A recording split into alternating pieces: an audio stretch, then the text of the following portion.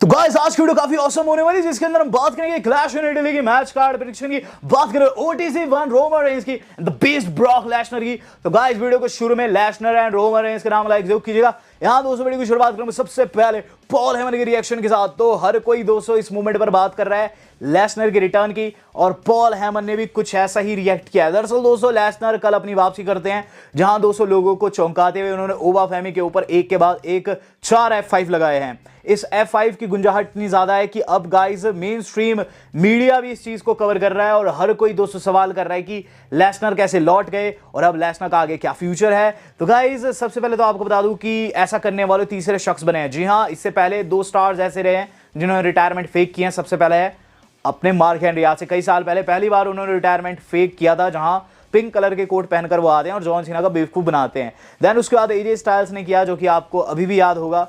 और गाइज अब फाइनली जो द बीस्ट ब्रॉक लेसनर है उन्होंने अपना रिटायरमेंट फेक किया है, जिसमें उन्होंने किसी सुपरस्टार का नहीं बल्कि पूरा का पूरा यूनिवर्स बेवकूफ बना दिया। सभी को ऐसा लगा कि लेसनर रिटायर हो गए हैं। बहुत से लोगों ने ट्रिब्यूट वीडियोस भी बनाई, लेकिन गाइज मुझे लग रहा था कि लेसनर कुछ ना कुछ इस वक्त कुक कर रहे हैं और ऐसा ही हुआ। यहां दोस्तों अब सवाल उठता है कि पॉल हेमन क्या ये सब जानते थे? जी हां दोस्तों, पॉल हेमन ने यहां हामी भर दिया। पॉल हेमन को ऑलरेडी पता था कि ये होने वाला है। हेमन लिखता है, Oh, did I forget to mention that Brock Lesnar decided to do something about Oba Femi? My apologies. It must have slipped my mind. यानी कि मेरे दिमाग से निकल गया, मैं आपको बताना भूल गया।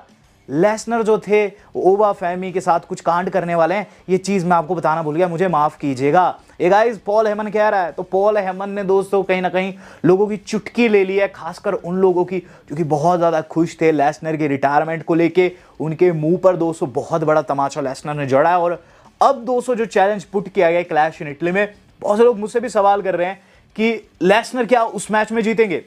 सीधे सीधे कहता हूं, एब्सोल्युटली। दरअसल दोस्तों अगर किन्हीं 2 सुपरस्टार में डब्ल्यू वाले राइवलरी दिखाते हैं तो उसमें हमेशा इक्वेशन यही रहती है कि कोई हारेगा तो कोई जीतेगा तो कोई हारेगा। यहाँ लेसनर हार चुके हैं ऑलरेडी, और गाइस क्लैश इन इटली में अगर वो हारते हैं तो ये राइवलरी सेंस ही नहीं बनाती। यहाँ लेसनर की जीतने के बहुत ही ज्यादा चांस है। जब ऑड्स आएंगे गाइस मैं आपको बहुत अच्छे से बताऊंगा। अभी यहाँ दोस्तों ये बता देता हूं कि ओबा फेमी हारने वाला है क्लैश इन इटली में। देन दोस्तों समर स्लैम में इनका मैच बनता है या फिर नहीं, हो तो फ्यूचर बताएगा। लेकिन हाँ, जहां भी बनेगा वहां गाइस फिर मजा बहुत आएगा, क्योंकि इस मोमेंट पर जो है दोनों का एक एक का स्कोर हो चुका होगा। बट गाइस बात कर ली जाए अब उस शख्स की जो कि लेसनर के जैसे रिटर्न करने वाला है क्लैश इन इटली के आसपास, तो सिर्फ लेसनर ही नहीं बल्कि दोस्तों स्टेफनी वेकवर भी लौटने जा रही है। स्टेफनी वेकवर दोस्तों महिलाओं की लेसनर बन रखी इस मोमेंट पर, और गाइस हारी थी वो भी लेसनर के जैसे लिव मॉर्गन से। लेकिन गाइस अब बताया जा रहा है कि उनकी वापसी क्लैश इन इटली तक दोस्तों हम लोगों को उनकी वापसी देखने को मिले। Stephanie Vaquer is expected to be back in the mix creatively at WWE Backlash, माफ कीजिएगा क्लैश इन इटली। तो गाइस क्लैश इन इटली में जो है वो स्टेफनी वेकर जो है रिटर्न करते हुए नजर आ सकती है, तब तक दोस्तों देखने को मिल जाएगी। लिव के पास कोई ओपोनेंट ही नहीं है। ध्यान देने वाली चीज है कि लिव दोस्तों अभी बिना ओपोनेंट के, शायद से डब्ल्यू वाले स्टेफनी को ही उनका नेक्स्ट ओपोनेंट बनाना चाहते हैं। बात कर ली जाए दोस्तों नए पोस्टर की, जिसमें बैकी का ओपोनेंट सामने आ चुका है। सोल रुका उन्हें फेस करने वाली है 24 तारीख को, यानी कि अभी से 4 दिन बाद इनका मैच हम लोगों को देखने को मिलेगा, जो कि सैटरडेज 9 मिनट में आईसी टाइटल के लिए होने वाला है। इनका पोस्टर सामने आ चुका है। चलिए बात कर ली जाए अपने रोमन रेंस के रिकॉर्ड टूटने की। रोमन रेंस का 1316 दिन का रिकॉर्ड टूटने वाला है। यस गाइस, डब्ल्यूडब्ल्यूई के बाहर ये रिकॉर्ड जो है वो तोड़ने वाली है एक ऐसी सुपरस्टार जिसे हम एम्बर के नाम से जानते थे। तो एम्बर दोस्तों रिकॉर्ड तोड़ने वाली है रोमन रेंस का। ROH के अंदर वुमेन चैंपियन है शायद से, और गाइज ये रिकॉर्ड अगर टूटता है तो कहीं ना कहीं डब्ल्यूडब्ल्यूई को अच्छा खासा दुख लगेगा। लेकिन एट द सेम टाइम मैं तो ये भी सोचता हूँ डब्ल्यू वाले सोचेंगे ही क्यों कि किसी दूसरी कंपनी में किसी ने टाइटल इतना ज़्यादा होल्ड कर रखा है। तो 1252 दिन हो चुके हैं उन्हें, और 1316 दिन का रिकॉर्ड है रोमन रेंस का। देखते हैं टूटता है फिर नहीं।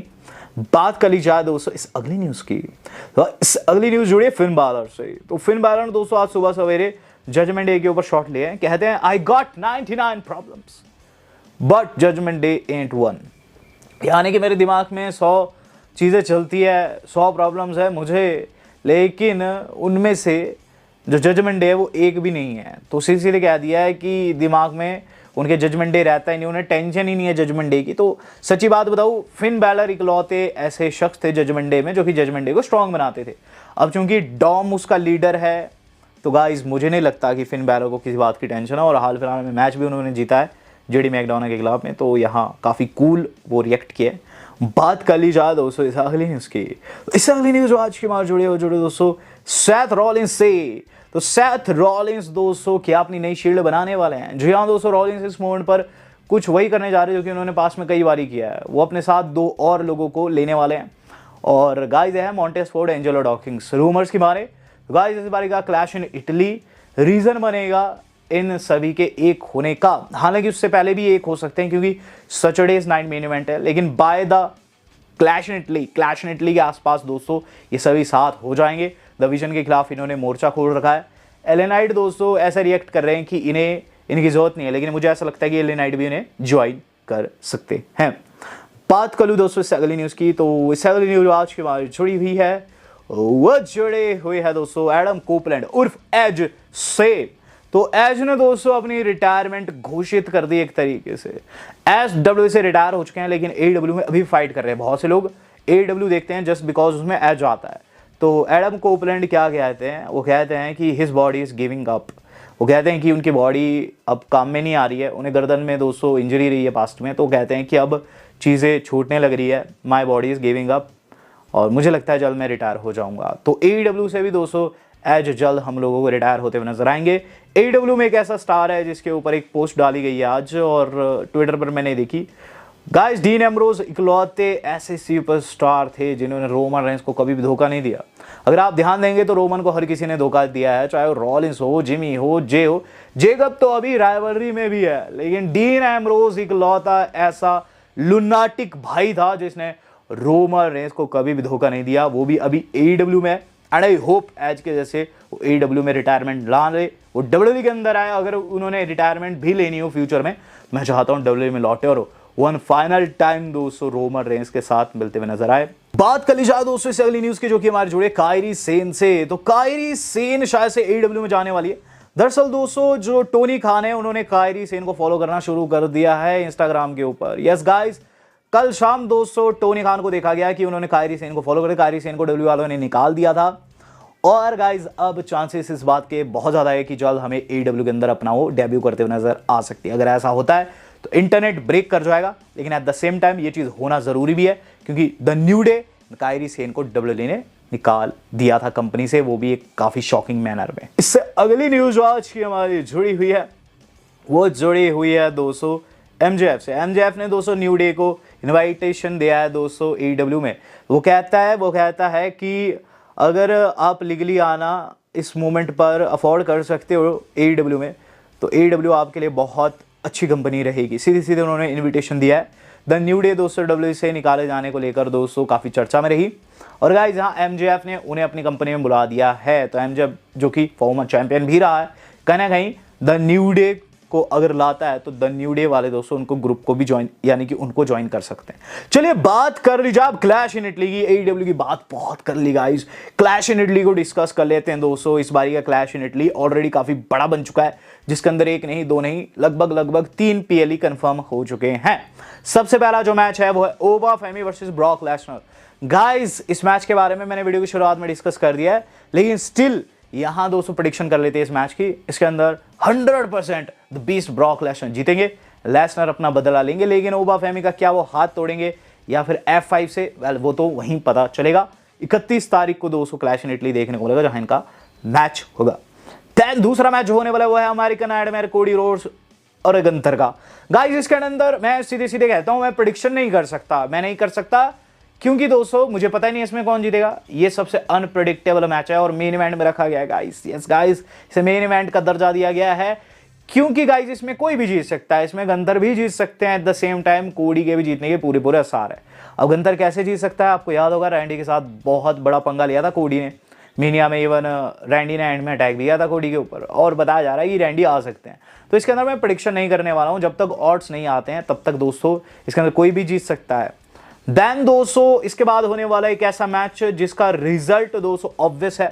हालांकि दोस्तों ये पर्टिकुलर मैच बहुत ज़्यादा चर्चा का पार्ट है ये होने वाला है एक tribal combat between OTC1 Roman Reigns and जंगली जेकब फाटू के बीच में।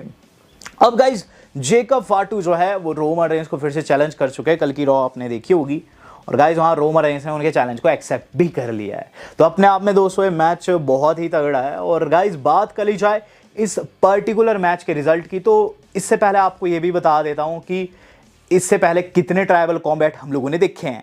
2 ट्राइबल कॉम्बैट हमने देखे हैं। सबसे पहला जब हमने देखा था तो वो जे उसो बनाम रोमन रेंस था, जिसमें बताने की जरूरत नहीं है, रोमन रेंस जीत गए थे। देन दूसरा देखा था हमने जब नेटफ्लिक्स डेब्यू हुआ था रॉ के ऊपर, सोलो सिगा वर्सेस रोमन रेंस के बीच में। वेल उसको भी काफी टाइम हो चुका है और उसमें भी रोमन जीते थे। तो ऑब्वियस है गाइस इसके अंदर भी रोमन जीतने वाले हैं। क्योंकि दोस्तों रोमन के पास अभी एक फैक्टर है, वो है गाइस उनकी पॉपुलैरिटी का फैक्टर। इवन उनके पास दोस्तों अभी एक लंबा करियर है। तो यहाँ दोस्तों अचानक से वो हार जाए और कोई दूसरा ट्राइबल चीफ बन जाए तो गले से उतरता ही नहीं है।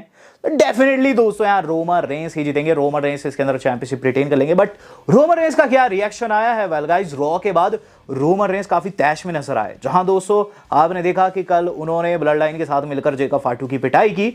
यहाँ दोस्तों सबसे पहले तो ट्रिपल एच ट्वीट कर देते हैं। ट्रिपल एच लिखते हैं, no higher stakes for the family, no bigger mountain to climb, Roman Reigns versus Jacob Fatu for world heavyweight title and also the title of tribal chief in a tribal combat match। तो full hype कर दिया triple H ने। Then दोस्तों Roman Reigns react करते हैं। अब Roman Reigns क्या लिखते हैं? रोमन रेंस दोस्तों सीधे सीधे क्या चीज लिखते हैं? वो लिखते हैं ये चीज तुमने मांगी है।